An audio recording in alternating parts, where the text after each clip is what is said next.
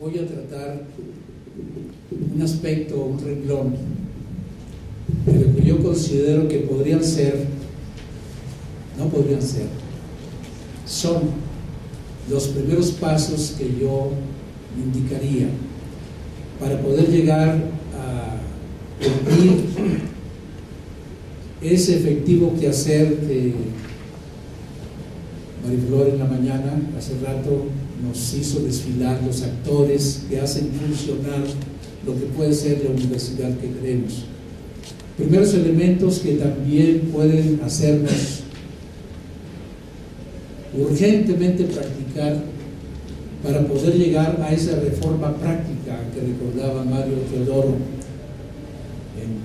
recordando el pensamiento de Villoro, y también para poder recobrar de nuevo esa clásica defensa de la universidad pública, con esa brillante historia, con sus luces y sus sombras que tenemos en México y en el mundo, y poder así propiciar lo que decía Ambrosio Velasco, que en primer lugar se empieza por la casa, y que además la posibilidad de poder propiciar que el pueblo pueda ser lo que el mismo Ambrosio recordaba, ser verdaderamente un legislador. Gracias en primer lugar al padre Alejandro por cedernos este espacio, que es una prolongación, ya se ha dicho, de la universidad, porque a fin de cuentas la universidad no es nada más ni sobre todo el espacio físico, sino el espacio mental, la posibilidad de crítica y de recobrar los mejores sueños que la humanidad ha tenido. Gracias, mi querido Ambrosio, siempre querido Ambrosio Velasco, que me invitó, y lo mismo al siempre obligado actor de nuestra cultura mexicana y universitaria, el insustituible Miguel Concha. Gracias de la invitación. Voy a tratar de leer estas reflexiones de ética, humanismo en tiempos de penuria. La universidad tiene la palabra. Quiero leer para no perderme en disquisiciones muy fácilmente traídas a cuento, porque la historia está detrás. Para la universidad ha llegado la hora 25. Los vientos del mundo anuncian infinidad de tempestades. Ciertamente no son tiempos tranquilos. Las palabras otrora sosegadas encierran hoy demasiadas rebeldías a lo largo y ancho de la patria, en todos los campos del conocimiento, en todas las esferas de la política, de la economía, de la cultura, de la religión. Los vientos del mundo ya no propician palabras reposadas, aquellas que nacen de la reflexión histórica y que preguntan por el hombre y su entorno y se quedan allí en reposo o en una alta especulación. Nuestras posmodernidades nos han sumergido en multitud de laberintos, al parecer sin salida, y en una frenética movilización tecnológica sin telos, sacral en sí misma, que nos impide la reflexión sosegada sobre los graves y grandes problemas de la condición humana. Y no solo eso, nos hace enclavarnos en nuestros pequeños guetos institucionales, haciéndonos perder la mirada de conjunto. Posmodernidad que nos fracciona, nos aísla y nos mete en ese vertiginoso y modernísimo continuum galileano, pero ya sin la savia ni el motor ideológico con que se alimentó el renacentista del humanismo italiano, y mucho antes con aquellos significados de la Edad Media que por lo menos nos decían un rumbo y un significado en la propia existencia. Modernidad o posmodernidad que sin género de duda nos ha traído los deslumbramientos tecnológicos y una tecnología y ciencia que, unida a la administración y gobernabilidad de nuestra economía, hemos convertido nuestras ciencias humanístico-científicas en una simple ciencia de las cosas del hombre, o en unos simples hechos, nada más hechos, como decía Husserl. pero en profundidad y en extensión nos hemos olvidado de lo más importante, el hombre mismo, el que ya recordaba Agustín, que él era, como hombre, el gran problema. Su destino, sus porqués, el nivel o calidad de su entorno y, por supuesto, a partir de donde nos encontramos en la misma universidad. Y es precisamente lo que hoy la institución universitaria se debe preguntar. Es su pregunta esencial, la más importante, la que la historia de la cultura le exige como pregunta a la misma universidad, que sería su ser y su quehacer. 2. Hablar de la universidad es hablar de la historia de la cultura. Constituye una parte importante de su biografía, pero grande y larga es la cultura de la universidad. Ha sido partícipe de siglos de historia, aquella que al conocerla, como dijera Kant, dan ganas de vomitarla, o aquella que nos impulsa con sus gestos y gestas a proseguir soñando utopías, arañando los cielos, robando el fuego a los dioses, la que nos inclina al pesimismo de la inteligencia al ver que la comunidad en cuanto a humanidad se suicida a sí misma casi en todas las renglones, y aquel optimismo de la voluntad que siempre ha acompañado al espíritu humano y nos empuja a no tumbar la escalera cuando a duros pasos se ha subido. Cierto, una cultura entierra a otra, una institución a otra, un Dios a otro, y la universidad ya ha celebrado algunos funerales, algunos dolorosos porque se han enterrado al mismo tiempo aquellos sueños que la humanidad no quisiera nunca que terminaran, otros sin los eufemismos tiránicos o decadentes. La universidad ha propiciado su muerte o sus ausencias, o de plano con otras instituciones y con la juventud de por medio ha colaborado a la construcción de nuevas sociedades. La universidad, es cierto, es creadora de cultura, pero no toda esta es luminosa. Es siempre expresión de la sociedad, piel de su propio tiempo, fomentadora de ideologías que salvan, condenan o liberan. La inteligencia que produce ha sido víctima o victimaria, ha decretado muerte de dioses o liberación estilo Prometeo, no siempre ciertamente Epicuro, no siempre Caín. No ha llenado su historia tan solo con el Holocausto como escenario, ni sus revoluciones han sido tan solo revoluciones traicionadas, interrumpidas, o revoluciones con proletariado sin cabeza. No siempre ha volteado la vista atrás, convirtiéndose en estatua de sal, ni al pisar algún Rubicón de la historia ha sido para caer derrotada en la primera escaramuza. También la universidad ha propiciado, con las armas que le son propias, las de la razón, la caída de los déspotas, y recreado con materiales humanísticos esa casa común que es nuestra casa común. Ha sido, aun en medio de una infinidad de descalabros, una especie de ave fénix. No siempre ha alentado para que el espíritu hable por sus razas, con toda la crítica que se ha hecho a ese concepto, pero acordémonos que hay que entender los tiempos históricos. Pero ha sido, hasta el presente, la mejor expresión de una conciencia que no permite ser doblegada, o no permite, o no debiera ser doblegada. Ha sido ciertamente la mejor atalaya, a veces solamente para escribir o contemplar el paisaje humano, o al hacerlo ha permitido la reflexión de innumerables leviatanes. Aquí vienen los silencios de los grandes intelectuales de alta cultura, aquellos que describía Antonio Gramsci, o aquellos intelectuales que fomentan ese bloque histórico de explotación allá en los meridiones de todos los países, esos intelectuales que deberían realmente tener un lenguaje para el pueblo, hacerse comunicar con el pueblo y hacer ese bloque histórico con el pueblo.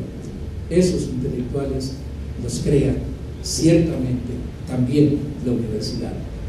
pero al mismo tiempo ha enarbolado la bandera de la libertad y se ha resistido a ser simple vasallo del príncipe. No siempre ha sido la gran pedagoga de la historia, porque como buena productora de teólogos, camufla, sublima las batallas que deberían ser las propias de la mejor racionalidad, aquellas las que hablaba Ambrosio recordando la herencia kantiana. Ciertamente también esa clase de universidad la hemos padecido, no gozado. Sabemos que como institución humana siempre está tentada a sacralizarse a sí misma y a cristalizar las recreaciones de la cultura. Es, creo, su principal peligro. Puede parecer vieja, enferma, anquilosada, porque después de tantos siglos de existencia siempre le duele su pasado y carga en su pensamiento los males de la sociedad misma, porque es expresión de la propia sociedad. Pero tiene la savia y los instrumentos del espíritu para revivir, como el ave fénix. Es su misión y lo sabemos y lo exigimos. Es tal vez nuestro mayor orgullo como universitarios. 3. La universidad es creadora de cultura y en cuanto a historia es expresión de todo lo que pasa en eso que se ha llamado condición humana.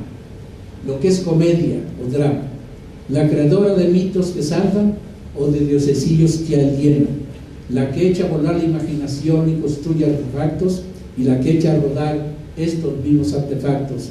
Y esta misma universidad los convierte a veces en seriación de marketing o management.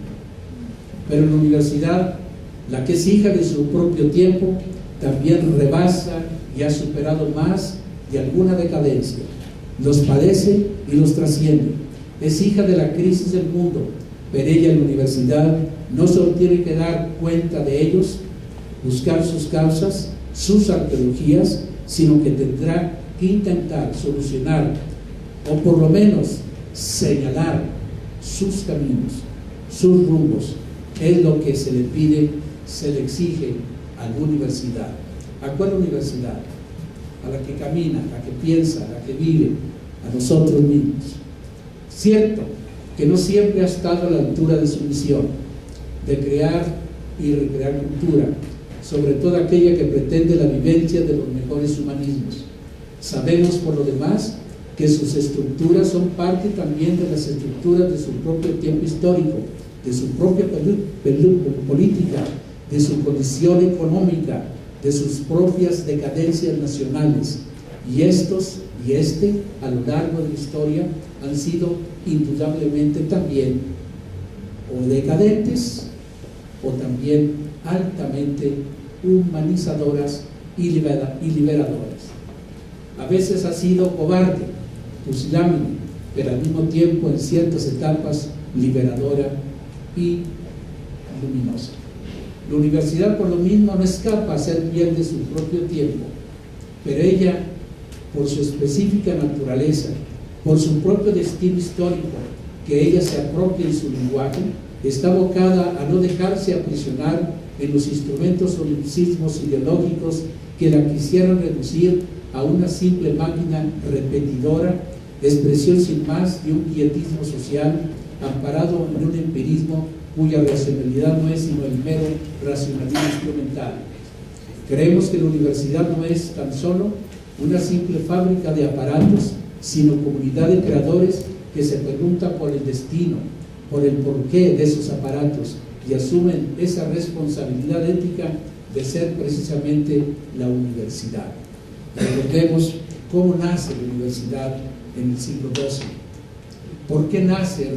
También en el plano cultural nace para propiciar y expresar la crítica que se necesitaba en ese tiempo de crisis humana, nacimiento de ciudades, Flandes, ciudades italianas, y que ya también veía a una vieja institución del cristianismo anquilosada, y por eso la llamará Kierkegaard la cristiandad, y para eso vino también la universidad a intentar con sus ideales, con sus sueños, con sus estudios a esa reforma.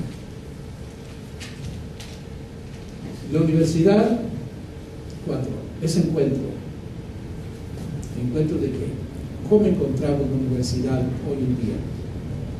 Estamos al filo de la navaja de nuestra historia contemporánea y al filo de la navaja de nuestra propia historia nacional. Son tiempos de penuria y de zozobra. Tienen frente un escenario de complejas encrucijadas. No pueden cerrarse los silencios cómplices, aquellos que dejan cabalgar a los sentados del poder, a los Nabucodonosores del norte, pero que también están aquí, a los silencios cómplices, a los que permiten el impune aullido de lobos. No puede seguir tolerando esos tiempos nublados. Tiempos nublados, alguien escribió. Y esos tiempos nublados, ese que escribió el libro, Octavio Paz, fue también de los intelectuales de alta cultura, pero que por sus venas no corría la sangre que puede animar un pueblo, por lo menos en su poesía, no. Y en sus ensayos, más de algún preparatoriano podía haberlos escrito. Aparte, comentario aparte, nada más aquí. No puede seguir tolerando esos tiempos nublados donde las supuestas críticas de ogros o dinosaurios que tienen los pies de barro, al fin de cuentas terminan envainando sus espadas. Nuestro actual escenario mexicano no goza, ciertamente, de triunfalismos románticos. Nuestra historia, la efectiva, la realmente existente, aquella que Maquiavelo nos enseñó a ver, a observar, a valorar y a ponerla como primer piso para la edificación, no la recorren los optimismos liberales, a no ser los del lenguaje, que no han aterrizado un estado de bienestar, sino más bien las figuras de conciencia desgarrada, más crueles que aquellas que describiera el filósofo Hegel en su fenomenología del espíritu. En realidad, en muchos aspectos de nuestra convivencia humana, no hemos salido de la colonia, y no de lo mejor de la colonia, porque tuvo cosas muy buenas, sino de lo peor de la colonia. Lo diáfano y luminoso que pervive y alienta los mejores humanismos, por lo general han sido marginados, sobre todo los que recordaba Ambrosio a partir de Alonso de la Veracruz, aquellos humanismos que nos dieron los ilustres dominicos de la Universidad de Salamanca, aquellos que propiciaron ya, siguiendo una larga tradición de nuestra historia cristiana europea, que hicieron posible la correlación ley, derecho y justicia, y que enarbolaron los primeros siglos, los siglos XIII y XIV, haciendo la primera ciencia del derecho en las universidades de Pavía, de Bolonia y de París. Lo mejor, como que quedó marginal. Ahí está, es la tarea por hacer. Lo diáfano y luminoso que pervive y alienta los mejores humanismos. En cuanto al poder, hemos experimentado los vaivenes del Nabucodonosor del norte en contubernio con los muy vernáculos pequeños, a veces leviatanes nuestros, muy nuestros. Más aún, en momentos fugaces, hemos transitado de la región más transparente, aunque sea tan solo en la literatura, a esta irrespirable contemporaneidad en donde pareciera que lo único nuevo de valor es la protesta de una juventud que despierta y exige ser escuchada. Cierto, no todo el paisaje mexicano se tiñe de penuria. La universidad sabe que existen veneros subterráneos que tarde o temprano salen a la superficie para alimentar las más grandes utopías. La universidad nace como comunidad de reflexión académica, no como reflexión aislada del mundo. Desde sus inicios intenta responder a las inquietudes y preguntas de un mundo del cual ella misma es expresión. Es creadora y recreadora de cultura. Por eso conviene que la universidad sea defendida para que alguien, sobre todo el poder público, sobre todo los gobiernos, sepan que por lo menos allí se hace ciencia y que allí se reflexiona. Y es el mejor servicio que la universidad, que nosotros podemos dar a los notables, a los que nos gobiernan, a los que practican ese poder que ciertamente a veces es para algunos sublime, portentoso, pero que lleva dentro demasiados demonios que pueden alienar al hombre. La universidad, cierto, abraza a todos, aquellos que practican nada más lo que los italianos llamaban en el Renacimiento arma e litere, las armas y las letras, pero sobre todo y nada más de la alta cultura, pero que no someten a la crítica de los pueblos concretos, del absoluto concreto, de que hablaba Mario, lo recordaba Mario en la mañana, hace rato también. Aquella deliberación para fundamentar y motivar los cambios y la renovación. De Petrarca a Erasmo, de Bruno, Pollo y Bala, se enfrenta a las disímbolas filosofías y teorías políticas que ella, la universidad, debe someter a crítica. Se puede decir que la universidad debe revivir ese sueño del humanismo clásico de renovar todas las ciencias y artes del hombre libre. Su cultura es fruto de una realidad social y a este le debe su razón de ser, su pensar no puede ser sino reflexión comunitaria. Y termino. Hoy la universidad debe revivir un nuevo y redivivo Prometeo, robar una vez más el fuego a los dioses de la frónesis. Sabemos lo que esto significa, qué es, qué piensa, qué se hace hoy nuestra universidad, qué cambios de horizontes, de planificaciones, de políticas públicas se espera y se exige en estos inicios de siglo. Talleyrand un día le dijo a Napoleón la siguiente advertencia: Señor, se pueden hacer muchas cosas con las bayonetas, menos sentarse en ellas. Esto lo decía para explicar al emperador que no todo se puede conseguir con la fuerza, y la universidad es precisamente el lugar para propiciar los consensos, que se necesita la inteligencia y se necesita ciertamente para el consenso. Pues bien, la universidad puede servir para todo, de hecho, para sentarnos en bayonetas. De hecho, la historia y en México también ha sido gloriosa y canalla, cómplice de alienaciones y gallardamente defensora de la libertad.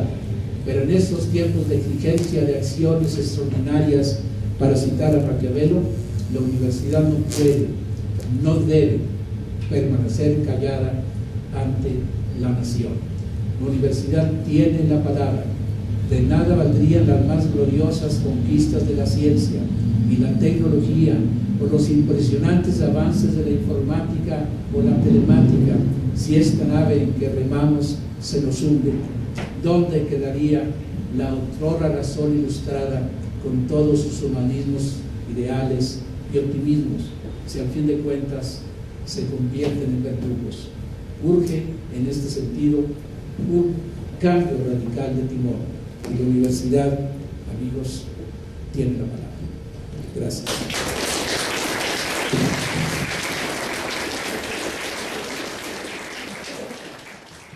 En sí misma, que nos impide la reflexión sosegada sobre los graves y grandes problemas de la condición humana.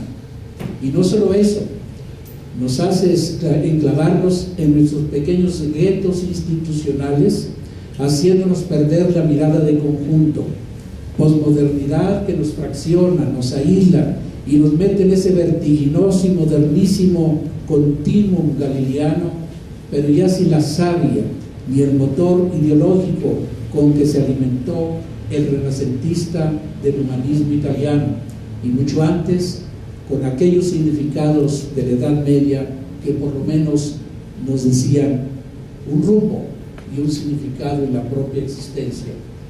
Modernidad o posmodernidad que sin género de duda nos ha traído los deslumbramientos tecnológicos y una tecnología o de sueños que la humanidad ha tenido.